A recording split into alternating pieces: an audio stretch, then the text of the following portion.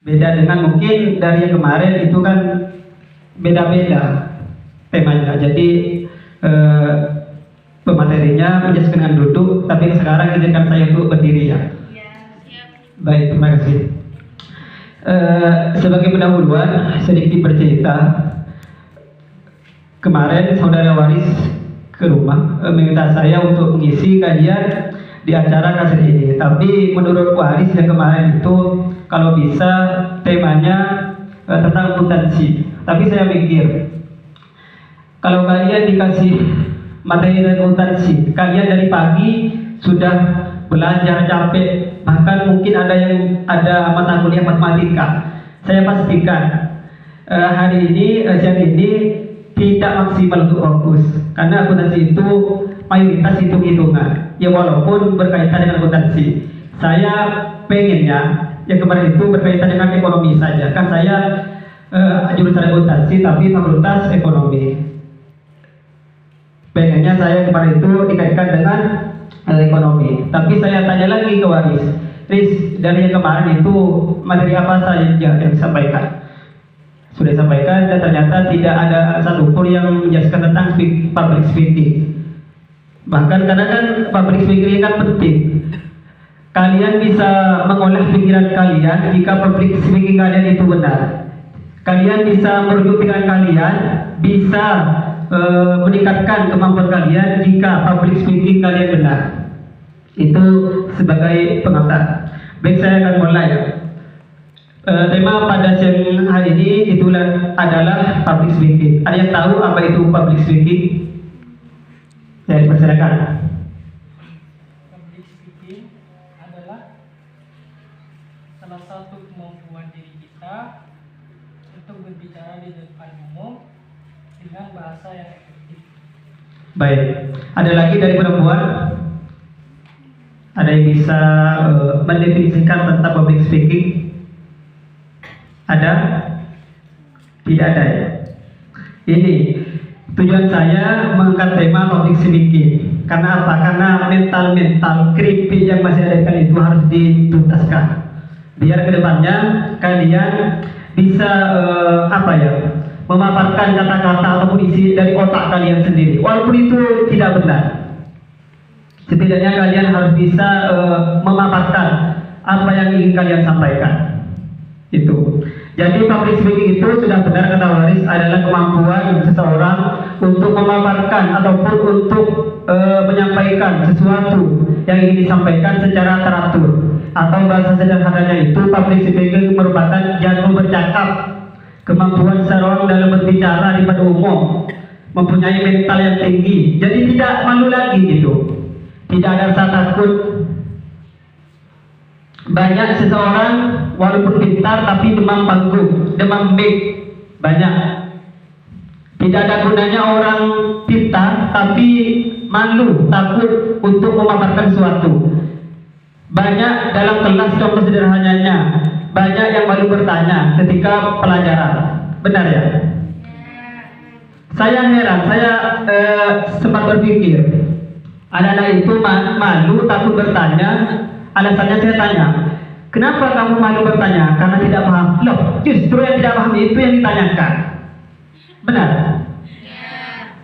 Saya tidak mau nanya, mengapa tidak paham? Loh, justru itu yang ditanyakan. Ketidakpahaman kali itu yang justru harus ditanyakan. Sedikit cerita lagi, saya waktu masuk ke kampus UIM, waktu maba, ada dekan saya. Waktu itu dekan saya yang menjadi piket waktu itu. Dekan saya bilang, siapa yang mau maju, yang berani menceritakan, mendeskripsikan diri sendiri dalam waktu 10 menit. Waktu itu tidak ada yang mau maju. Saya ingat kata Bapak Anies dulu, bahwasanya bahasa itu adalah jembatan kita dalam kebaikan, baik kita berhubungan dengan seorang ataupun dengan orang lain. Ingat pesan dari Bapak Anies dulu di SMA. Dan saya juga ingat dari guru-guru yang lain, bahwasanya jangan takut untuk maju menjadi yang terdepan. Karena jangan menunggu kita sempurna untuk maju, tapi majulah untuk menjadi yang sempurna. Itu yang lebih baik. Singkat cerita, itu kan sama dekan saya dikasih waktu 10 menit untuk menceritakan diri saya sendiri. Saya pikir, apa yang mau diceritakan dalam 10 menit? Ingin memperkenalkan diri 10 menit, kelebihan waktunya. Jadi saya pikir bagaimana caranya untuk dalam 10 menit saya bisa berbicara di depan umum, di depan mahasiswa. Ada sekitar 70 mahasiswa di situ. Jadi saya punya ide, saya bercerita. Saya dari kecil bagaimana saya sekolah di mana, TK-nya sekolah di mana, SD-nya di mana, SMP-nya di mana. Artinya apa?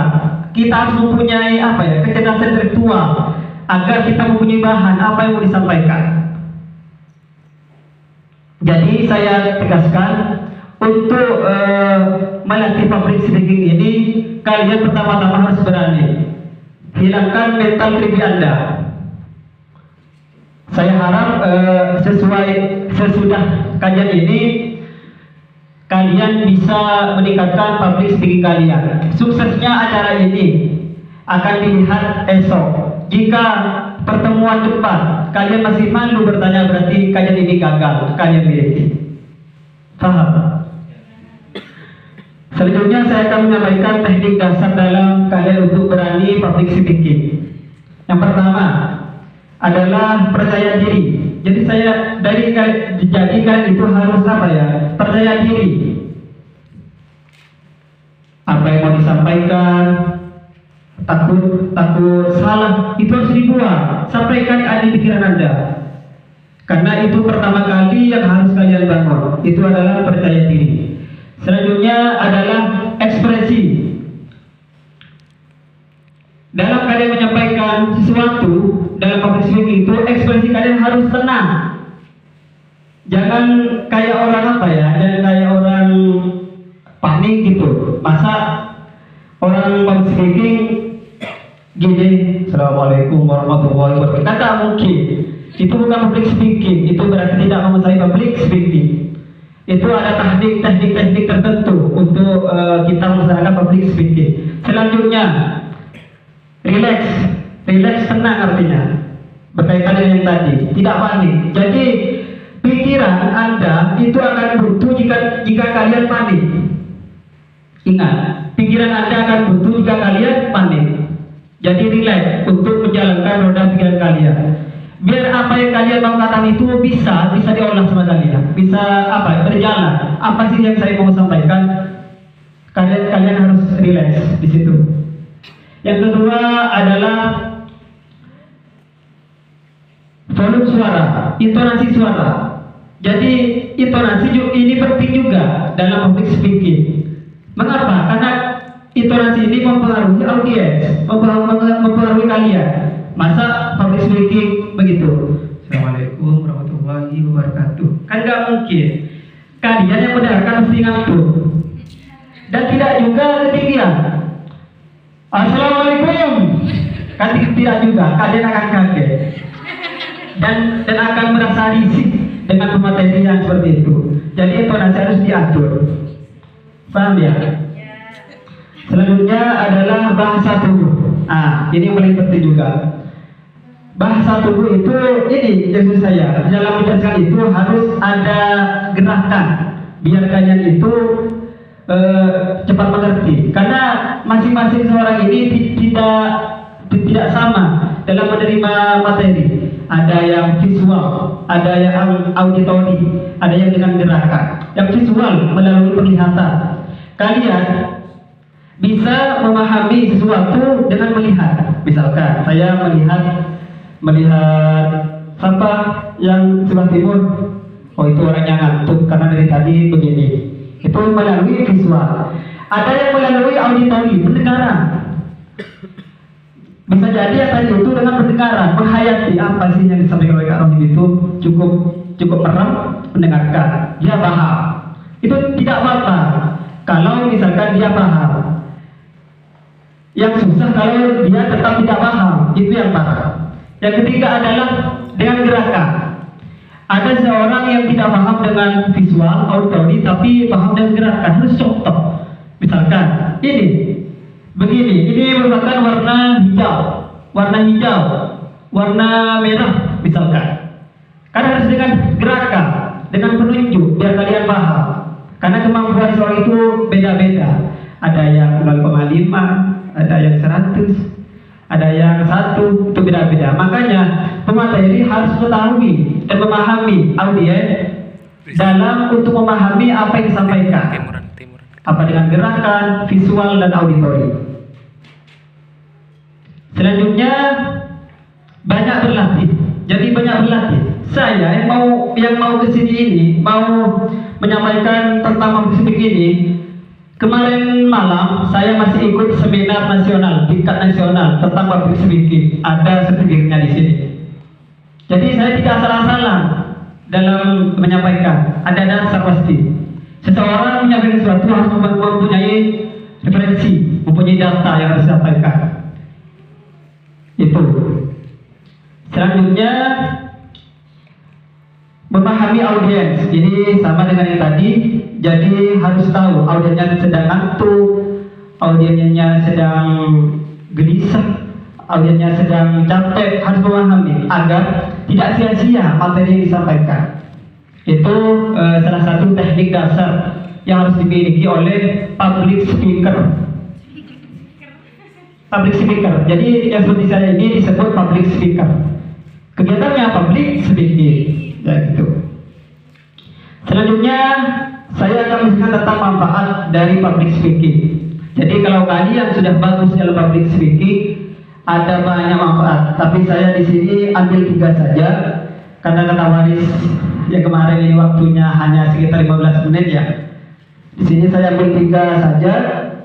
Saya ambilkan yang berhubungan dengan saya, ekonomi. Yang pertama, meningkatkan pendapatan.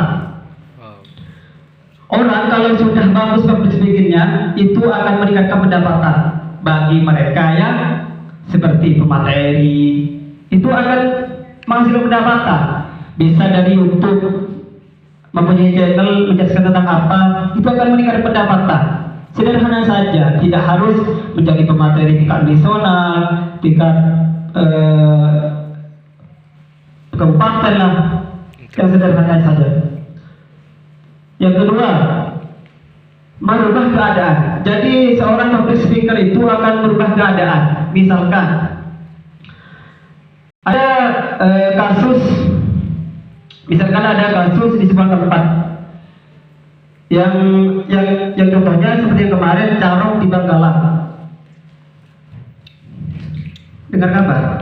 Iya. Itu suasananya sangat panas, tapi di situ ada seseorang yang mempunyai vokal lah, artinya bisa meredam amarah dan bisa mendinginkan suasana. Itu salah satu contoh dari manfaat public speaker, bisa merubah keadaan.